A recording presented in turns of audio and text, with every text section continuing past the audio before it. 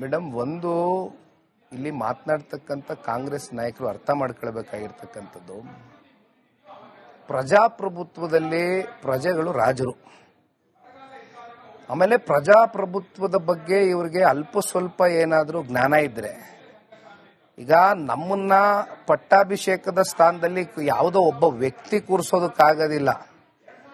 ನಮ್ಮ ಭಾರತ ದೇಶದ, ನಮ್ಮ ನಾಡಿನ, ರಾಜ್ಯದ ಪ್ರಜೆ ನಮ್ಮ ಹೋರಾಟಗಳನ್ನ ಗುರುತಿಸಿ, ನಮ್ಮ ರೈತ ಪರವಾದಂತ ಅಥವಾ ಯಾವುದೇ ಜನಪರವಾದಂತ ಆಲೋಚನೆಗಳನ್ನ ಗುರುತಿಸಿ ನಮಗೇನಾದ್ರೂ ಅವಕಾಶ ಮಾಡಿಕೊಟ್ಟಂತ ಸಂದರ್ಭದಲ್ಲಿ ಅವ್ರು ಕೆಲಸ ಮಾಡ್ತಕ್ಕಂಥದಕ್ಕೆ ಆಗ ನಮ್ಗೆ ಅವಕಾಶ ಸಿಕ್ಬೋದು ಹೊರತುಪಡಿಸಿ ಯಾವುದೋ ಒಬ್ಬ ವ್ಯಕ್ತಿ, ಹೌದು ನಾನು ದೇವೇಗೌಡರ ಕುಟುಂಬದಲ್ಲಿ ಹುಟ್ಟಿರ್ಬೋದು, ಹೇಳಿ ಕೇಳಿ ಹುಟ್ಟಿಲ್ಲ, ನಾನೇನು ಅರ್ಜಿ ಹಾಕಿಲ್ಲ ದೇವೇಗೌಡರ ಕುಟುಂಬದಲ್ಲಿ ಭಗವಂತ ನನಗೆ ಹುಟ್ಸಪ್ಪ ಅಂತ. ನಾನು ದೇವೇಗೌಡರ ಕುಟುಂಬದಲ್ಲಿ ಹುಟ್ಟಿದೀನಿ ಅಂತ ಮಾತ್ರಕ್ಕೆ ನನಗೆ ಪಟ್ಟಾಭಿಷೇಕ ಯಾವುದೋ ಒಬ್ಬ ವ್ಯಕ್ತಿ, ಯಾವುದೋ ಒಂದು ಕುಟುಂಬ ನನಗೆ ಮಾಡುತ್ತೆ ಅಂತ ಆಗುತ್ತಾ? ಅದು is it really possible, practically possible? But ಈ ಅನುಮಾನ ಬರ್ಲಿಕ್ಕೆ ಕಾರಣ ನಿಮ್ದೇ ಹೇಳಿಕೆಗಳು. 2 ವರ್ಷದ ಹಿಂದೆ ಕಣ್ಣೀರ್ ಹಾಕೊಂಡು ಹೇಳ್ಬಿಡ್ತೀರಿ, ನಾನು ಚುನಾವಣಾ ರಾಜಕೀಯ ಅಂತ ಮಾಡೋದಾದ್ರೆ ರಾಮನಗರ ಜಿಲ್ಲೆ ಬಿಟ್ಟು ಹೋಗೋದಿಲ್ಲ ಅಂತ ಹೇಳಿ. ಹಿಂಗ್ಯಾಕ್ ನಾವು ಯೋಚನೆ ಮಾಡಬಾರ್ದು? ನಿಮ್ಮ ಮುಂದಿನ ರಾಜಕೀಯ ಭವಿಷ್ಯಕ್ಕೋಸ್ಕರ ವೇದಿಕೆ ತಯಾರು ಮಾಡ್ಕೊಳ್ತಿದ್ದೀರಿ. ಹಾಗಾಗಿ ರಾಜ್ಯದಲ್ಲಿ ಇಂಥದ್ದೇ ರೈತರ ಸಮಸ್ಯೆಗಳು 100 ಇದ್ರೂ ಕೂಡ ನಿಮ್ಮ ಗಮನ ಪೂರ್ತಿ ಬಿಡದಿ ಕಡೆಗಿದೆ. Because you want Ramanagara to be ready as your battlefield ಮುಂದಿನ ಚುನಾವಣೆಗೆ. ಹಿಂಗ್ಯಾಕ್ ಯೋಚನೆ ಮಾಡಬಾರ್ದು? ಮೇಡಮ್, ಈಗ ನನ್ನ ಹೋರಾಟಗಳು ನಿರಂತರವಾಗಿ ರಾಜ್ಯ ಸರ್ಕಾರದ ವಿರುದ್ಧವಾಗಿ, ಸದನದಲ್ಲಿ ನನಗೆ ಹೋರಾಟ ಮಾಡ್ತಿದ್ದಕ್ಕೆ ಅವಕಾಶ ಇಲ್ಲ, ನಾನು ಇನ್ನೂ ಶಾಸಕನಾಗಿ ಆಯ್ಕೆ ಆಗಿಲ್ಲ, ಜನ ನನಗೆ ಅವಕಾಶ ಕಲ್ಪಿಸಿಲ್ಲ. ಬಟ್ ಸದನದ ಹೊರಗಡೆ ಕೇವಲ ಬಿಡದಿ ಹೋರಾಟ ಒಂದೇ ನಾನು ಇಲ್ಲಿವರೆಗೂ ಮಾಡಿಲ್ಲ. ದಯವಿಟ್ಟು ಈ 5 ಗ್ಯಾರಂಟಿಗಳ ಬಗ್ಗೆ ಚರ್ಚೆ ಮಾಡಿದ್ದೇನೆ, ಅಥವಾ ಬರ ವೀಕ್ಷಣೆಗೆ ಹೋಗ್ತಕ್ಕಂಥದ್ದು, ರೈತರಿಗೆ ಯಾವುದೇ ಒಂದು ಭಾಗ ಇರ್ಬೋದು, ಅದು ಕಲ್ಯಾಣ ಕರ್ನಾಟಕ ಇರ್ಬೋದು, ಕಿತ್ತೂರು ಕರ್ನಾಟಕ ಇರ್ಬೋದು, ನಾನು ನಿರಂತರವಾಗಿ ಜನಸಾಮಾನ್ಯರ ಜೊತೆ ನಿಂತಿದ್ದೀನಿ. ಜನ ವಿರೋಧಿ ನೀತಿಗಳು ರಾಜ್ಯ ಸರ್ಕಾರ ಏನೇ ಹೊರಡಿಸಿದ್ರು ಕೂಡ ಅದ್ರ ವಿರುದ್ಧವಾಗಿ ನಿಖಿಲ್ ಕುಮಾರಸ್ವಾಮಿ ಧ್ವನಿ ಎತ್ತಿದ್ದಾನೆ. ಆದರೆ ರಾಮನಗರ ಜಿಲ್ಲೆ ಕಳೆದ 4 ದಶಕಗಳಿಂದನೂ ಕೂಡ ನಮ್ಮ ಕುಟುಂಬಕ್ಕೆ ವಿಶೇಷವಾಗಿ ದೇವೇಗೌಡರಿಂದ ಶುರು ಆದಂತದ್ದು, ಕುಮಾರಣ್ಣ ಅವರ ಕಾಲ್ಗಟ್ಟಕ್ಕೂ ಕೂಡ ಇವತ್ತು 2 ಬಾರಿ ನಮಗೆ ಮುಖ್ಯಮಂತ್ರಿ ಮಾಡಿರ್ತಕ್ಕಂಥ ಜಿಲ್ಲೆ. ಆಮೇಲೆ ನಾನು ಬಹಳಷ್ಟು ಸಂದರ್ಭದಲ್ಲಿ ಬಹಳ ಸ್ಪಷ್ಟವಾಗಿ ಹೇಳಿದ್ದೇನೆ, ನನಗೂ ಕೂಡ ಅಷ್ಟೇ ಭಾವನಾತ್ಮಕವಾದ ಒಂದು ಸಂಬಂಧ ಇದೆ ರಾಮನಗರ ಜಿಲ್ಲೆಯ ಜನತೆ ಜೊತೆಗೆ.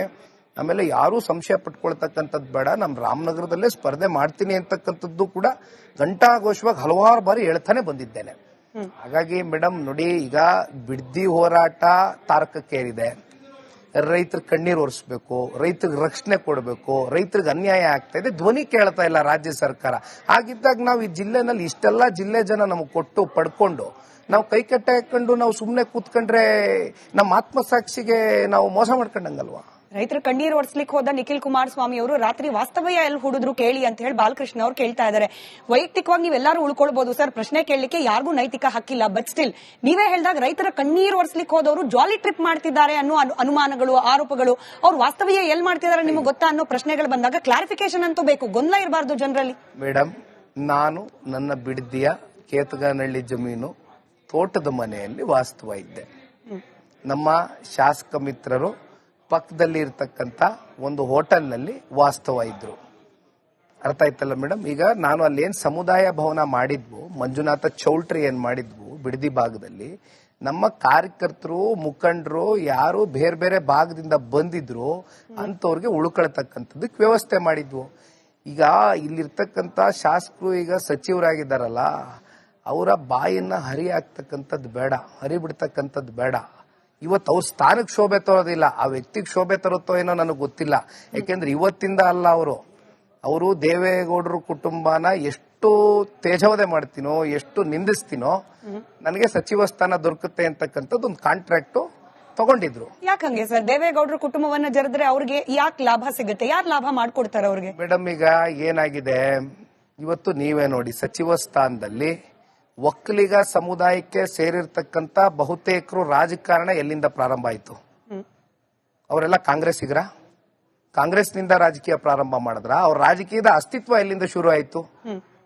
ಇದೇ ಜನತಾದಳ ಪಕ್ಷದಲ್ಲಿ ಇದೇ ದೇವೇಗೌಡರು ಕುಮಾರಣ್ಣ ಅವರ ಜೊತೆಗಾರರಾಗಿ ಅವ್ರ ಗರಡಿನಲ್ಲಿ ಬೆಳೆದು ಇವತ್ತು ಅತಿ ಹೆಚ್ಚು ದೇವೇಗೌಡರ ಕುಟುಂಬನ ನಿಂದಿಸ್ತಿರ್ತಕ್ಕಂಥವ್ರಿಗೆ ಸಚಿವ ಸ್ಥಾನ ದೊರಕಿದೆ. ಅದು ನೀವು ಅವ್ರಿಗೆ ಕೇಳಬೇಕು, ಅದು ಯಾಕೆ ದೊರಕ್ತು, ಯಾವ ಆಧಾರದ ಮೇಲೆ ದೊರಕ್ತು, ಅವ್ರ ಪೊಟೆನ್ಶಿಯಾಲಿಟಿ ನೋಡಿ ಕೊಟ್ರ ಏನು ಅನ್ನೋದು ಬಹುಶಃ ನಾವೇನ್ ಕೇಳಕ್ ಹೋಗಲ್ಲ, ಒಳ್ಳೇದಾಗ್ಲಿ, ಕೆಲಸ ಮಾಡ್ಲಿ. ನಿಜ, ನೀವ್ ಹಿಂಗ್ ಹೇಳ್ತೀರಿ. ಆದ್ರೆ ಮುಖ್ಯಮಂತ್ರಿ ಆಗ್ಲಿಕ್ಕೆ ಮುಂಚೆ ಡಿ.ಕೆ. ಶಿವಕುಮಾರ್ ಅವರು ನೇರವಾಗಿ ಬರ್ತಾರೆ, ದೇವೇಗೌಡರನ್ನ ಭೇಟಿ ಆಗ್ತಾರೆ, ಕಾಲಿಗೆ ಬಿದ್ದ ಆಶೀರ್ವಾದ ಪಡ್ಕೊಳ್ತಾರೆ, ನಿಮ್ ಬೆಂಬಲ ಬೇಕು ಅಂತ ಕೇಳ್ತಾರೆ. ಅಂತ ಅವ್ರ ಔದಾರ್ಯತೆ ತೋರಿಸಿದಾಗ್ಲೂ ಕೂಡ ದೇವೇಗೌಡರು ಹೋಗ್ಲಿಲ್ಲ ಪ್ರಮಾಣ ವಚನ ಸ್ವೀಕಾರ ಸಮಾರಂಭಕ್ಕೆ. ಅವರು ವೈಯಕ್ತಿಕ ನಿರ್ಧಾರ ಸರ್. ಬಟ್ ಸ್ಟಿಲ್ ನೀವ್ ಹೇಳ್ತಿದ್ದೀರಿ ಹೊಟ್ಟೆ ಉರಿ, ಈ ತರದ ಪದಗಳು ಅನೇಕ ಬಾರಿ ನಿಮ್ ಕಡೆಯಿಂದ, ಬಾಲಕೃಷ್ಣ ಅವ್ರ ಕಡೆಯಿಂದ ಬರ್ತಿರುವಾಗ, ಅರೆ ಡಿ.ಕೆ. ಶಿವಕುಮಾರ್ ಅವರು ಒಂದ್ ಕಡೆ ಕಾಲಿಗೆ ಬೀಳ್ತಿದ್ದಾರೆ, ಇಲ್ಲಿ ನೋಡಿದ್ರೆ ದೇವೇಗೌಡರು ಕುಟುಂಬದ ಕಂಡ್ರೆ ಹೊಟ್ಟೆ ಉರಿ, ಒಕ್ಕಲಿಗ ಫೈಟು, ಈ ರೀತಿಯ ಅಂದ್ರೆ ಮತ್ತದೇ ಸರ್, ಜನ ನಿಮ್ ವರ್ಜನ್ ನಂಬೇಕಾ ಅಥವಾ ಡಿ.ಕೆ. ಶಿವಕುಮಾರ್ ಅವ್ರ ವರ್ಜನ್ ನಂಬೇಕಾ ಅಂತ?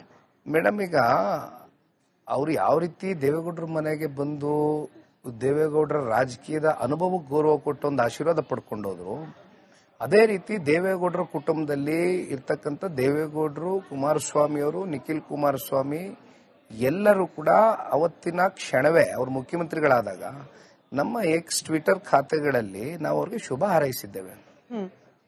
ಆಮೇಲೆ ಇಲ್ಲಿ